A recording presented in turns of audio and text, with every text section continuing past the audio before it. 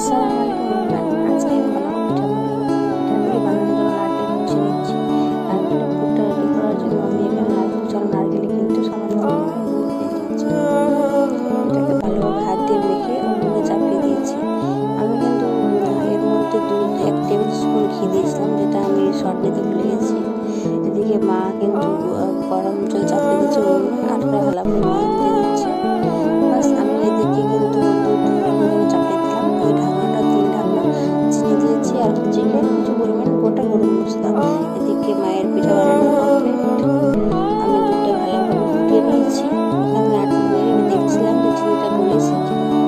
না, দেখছি ভালোভাবে গলে গেছে, দুধটা কিন্তু বেশ ফুটে গেছে। আমি পিঠাগুলো দিয়ে দিচ্ছি।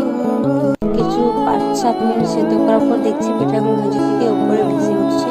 এই পর্যায়ে এসে বুঝে নিতে হবে যে পিঠাগুলো সিদ্ধ হয়ে গেছে। আমি আর একটু সিদ্ধ করে দুধটা ঘন করে নিলাম। তারপর বাস আমাদের গরম গরম শীতের দিনে পিঠাপুলি রেডি। খুব সহজ এবং খুব টেস্টি একটি